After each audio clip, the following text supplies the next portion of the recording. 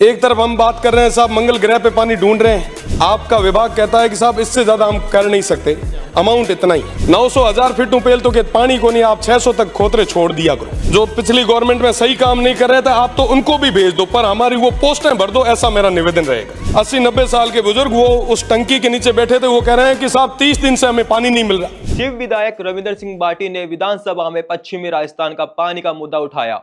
विधानसभा में बाटी ने कहा कि पानी पर चर्चा चल रही है और इसका सही मूल्य सिर्फ सीमांत के लोग ही समझ सकते हैं। आजादी के बाद से अब तक सीमांत के लोगों को पानी की समस्या का सामना करना पड़ रहा है। उन्होंने मंगल ग्रह पर पानी की खोज और धरती पर जल संकट की स्थिति पर सवाल उठाते हुए कहा, हमें अपनी धरती की स्थिति जानने की जरूरत है। आप जरा सुनिए बाटी विधानसभा में क्या कहते हुए नजर आ रहे हैं। पानी पे चर्चा चल रही है और पानी का सही मूल्य जो है वो मरुस्थल के, वो रेगिस्तान के लोग ही समझ सकते हैं। सीमांत के लोगों से ज्यादा तो कोई समझ ही नहीं सकता। ऊंडे तले और पानी पीर में इति तक पुगा।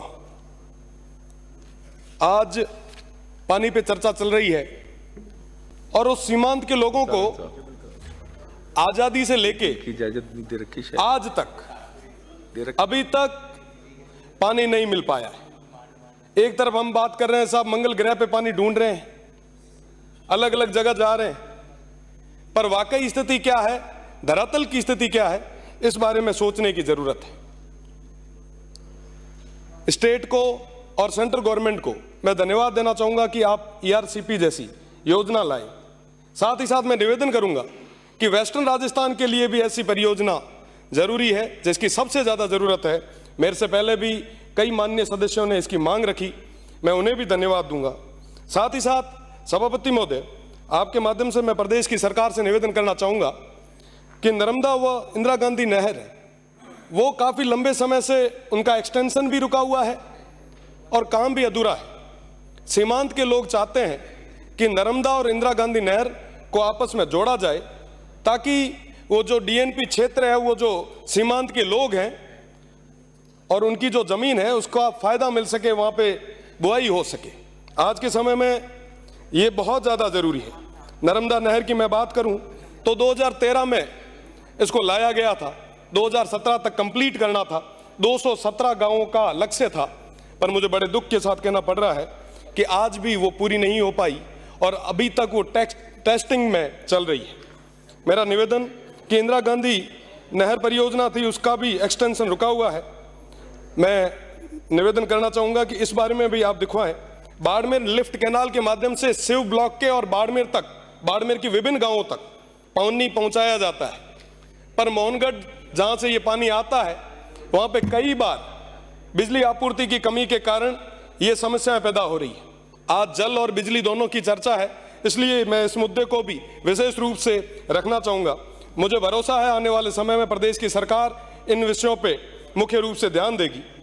आप जो ट्यूबवेल दे रहे हैं, माननीय मंत्री जी ने अभी, सरकार ने जो ट्यूबवेल, जो हेडपंप्स की अभी हमें जो दी है, मैं उनके लिए भी धन्यवाद देना चाहूंगा। उससे पहले भी हमें कई सारे हेडपंप आपने दिए, उसके लिए भी मैं धन्यवाद दूंगा।